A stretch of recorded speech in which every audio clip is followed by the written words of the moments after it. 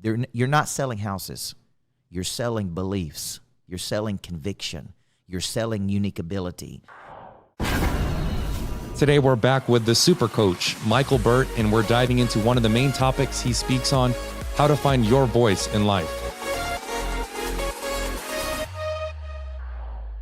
One of the things you said is, you want people to be able to find their voice and tell their story. And what I'm huge about is advocating to tell your story, because I firmly believe if you're for everyone, you're for no one. Yes. And if you're out there as an agent and you're trying to cover, the entire state and doing this, and you work with this person and that person and all these different niches and whatnots, then who are you? What do you do? But outside of that, I think that people are covering up who they actually are as a person. To be that, they see that other agent that's selling 75 houses, 60 houses, and they think that person is doing phenomenal. They have a great life. I just have to work hard for, and do all these different things and whatnots, and my life can wait. I just need to focus on selling houses. And then they start just getting into doing all these different things, which they really don't do anything if they actually look at it.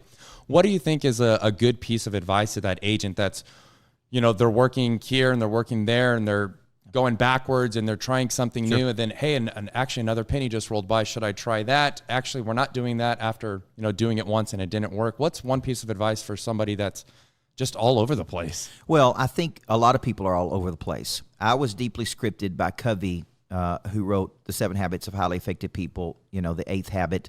And he taught a theory called the whole person theory, that people are made up of 4 parts: a body, a mind, a heart, and a spirit. Each of those parts produce 4 different needs, 4 different intelligences, 4 different capacities. But he also talked about helping a person find their voice in life at the intersection of passion, that's an irresistible belief or motive or action; talent, that's skill, right? And we talk about unique ability, some superior skill set typically recognized early in life, rewarded by the market, gives you energy versus drains your energy, right? Need, like where does your talent solve a problem for another person that they would compensate you? And conscience, what is your conscience telling you to do? Like what's the big thing you're supposed to be doing? Now, at the intersection of that, and I just came from a real estate retreat where I was coaching a small team, 10 agents, worked for Big Builder. Big Builder says 400 or 500 homes per year. And we spent a full day on helping each agent find their voice at the intersection. You're not selling houses. You're selling beliefs. You're selling conviction. You're selling unique ability. Most agents are selling houses, which are commodities. No matter how nice the house is, you've been around expensive houses. There's always a better house. What you're selling is a set of beliefs between me and you. I believe there's a difference between a house and a home. A house is made up of sticks and bricks, and a home is made up of memories, right?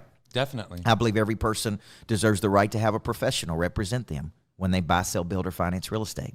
I believe that most of the wealthiest people in the world use real estate or have real estate in their portfolio. So I have these core beliefs that I'm selling, right? And I teach my agents that I'm coaching, lead with what you believe, don't lead with what you do. So the agents that you're talking about are chasing fads. It's cotton candy. I'm looking at what somebody else is doing, trying to be them. You can mirror what another person does. You can be inspired by what another person does, but you need to be you. You need to find your voice in life. And that person that's doing 120 deals, you're right. I've coached all of these people. I've coached people that have drug addictions. I've coached people that have been through 5 divorces. I've coached people in the real estate market, right, that look good on paper, look good on Instagram, but they don't look good. And so I coach the whole person, and that's one thing that separates me from other real estate coaches, is because what good is it to have skill with no desire? What good is it to have desire with no confidence? I'm coaching the body, the mind, the heart, and the spirit, and that comes from my deep background in Covey. One of the things that I tell people is when it comes to social media and when it comes to the posts and the videos and whatnot that we're advocating them to do, one of the things that I like to tell them is, hey, if you have to Google what to post, you probably shouldn't post it. That's right. Why? That's not your voice. That's right. not what you believe. That's right. Because if you believed it, you would have already said that. Yes. And if you don't believe it, if it's not your voice, why would you post something else? Yes. And, so then the question is, then what should we post, Jonathan? What video should we do? I said, do you have a phone? Pull it out. What are you doing right now? Right. Tell people exactly what you're doing. Hey, you're at a real estate conference. Oh, but they're going to think, I'm in New Orleans, so I must be drinking and I must be at the casino. And you may be. And you may be. But guess what? Those are the people that are going to resonate with you. Sure. You're going to resonate with them as Yes. well. But guess what? If you were to pull out your phone and say, hey, look, I'm at this phenomenal conference in New Orleans. I'm surrounded by hundreds of other like-minded people. Yes. I'm connecting. I'm growing. All of this to not only just for you, but for myself. And this is phenomenal. And, then I'm going X, Y, Z. I said, there's your post. Yes. Oh, I didn't know it was that easy. And I said, Yes. yeah, it's not about creating content. You can go and Google all these different things about what to post. You can download schedules of all these different topics and you can try and knock them all out. At the end of the day, if you were to pull out your phone and just document everything that you're doing, there's your social media. That's right.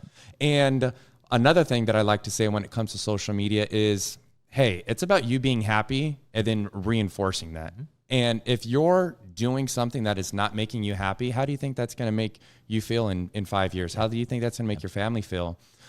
What is your advice of people that are in social media and they're posting business, they're posting personal stuff?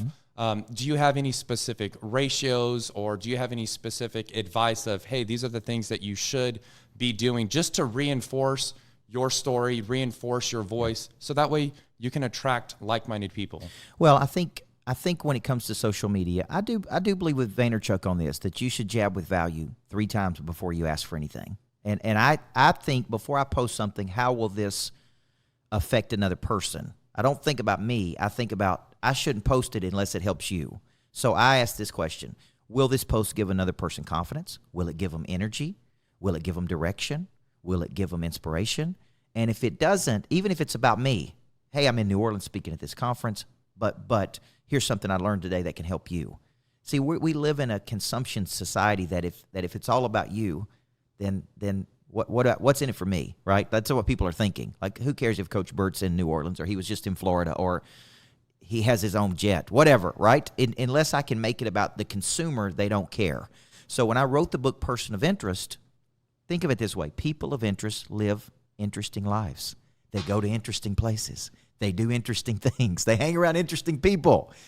Capturing that is really what it's about, right? Like I tell the people that travel with me, the videographers, just catch me being me, coaching people and being authentic and being real and catch the energy on stage. But also, I'm okay with you catching the bad moments. Mm-hmm. I'm okay with you catching me when I'm not on. I'm okay with you catching me and my 6-year-old daughter. I catch it all. Like, that's part of my life, right? So I've been coached by some of the top media coaches in the country, right? And one of the things I consistently got in trouble for years ago is I would not be vulnerable enough. So it was always boom, boom, boom. Coach Bert is like a machine, right? And they're like, people cannot resonate with this. They don't think you ever have a bad day. They think you wake up motivated every morning. And they kept saying, you got to tell better stories. And you got to talk about the heartbreaks you've had in life. And you got to talk about the knockdowns you had and the broken spirit times. You understand what I mean? Definitely. And I resisted that. I really resisted it for years. I'm like, no, I'm not showing that side of my life. I'm not talking about growing up with a single mom and my dad wasn't involved in my life. You understand what I'm saying? Yep. Like, these are private things. But over the past 2 years, the number one thing that has made me a more effective communicator is being completely transparent and authentic and telling it all. And when you hear me speak, I'll tell it all, man. I'll tell the good, the bad. I'll talk about my past. I'll talk about the knockdowns, everything. Like, when I talk about rejection, I talk about rejection because I had a terrible breakup at 25 of a woman I thought I was going to marry. I bought an engagement ring. I had to take it back, and it was awful. It was an awful time in my life. But because of that, I wrote a book on confidence, how to build, maintain, and protect your confidence. So the number one thing I tell people is be you, be real. Some will like you. Some won't like you. So what, right? You're only looking for people that are looking for you. But don't be somebody you're not, because that's cotton candy. I think too many people are caught up in, well, that didn't get me any followers. I only got 20 likes on that. Sure. It must not have been a good post. Aren't you going to delete it? So why would I delete it? Yeah. Did you know about that one person who sent me a direct message saying how that impacted their lives and how they did this? Yes. Oh, no, I didn't know about that. Yeah, that's the reason why I do this. Yes. I don't do this for likes. I don't do this for followers. I'm doing this to help people. And at the end of the day, your followers and likes are not going to follow you to the grave. Yeah. The next person is going to be the next person, and who cares about all of that? That data goes away, and you just have you have a profile that's no longer active. So who cares about the profile? If your voice is coming through your social channels, that you're going to build trust with people, that your future clients are going to see, hey, when I go to a listing presentation, I already know this person. I know everything about his family, his kids. He likes doing this. He doesn't like doing that. And at the end of the day, if I'm sitting at the table and that person feels that connection with me, anybody else who walks through that door, they've never seen, they don't know anything about, except they're the number one producer and that's all that they know. They trust me and like me more. I have a much higher probability of winning that listing just because of that.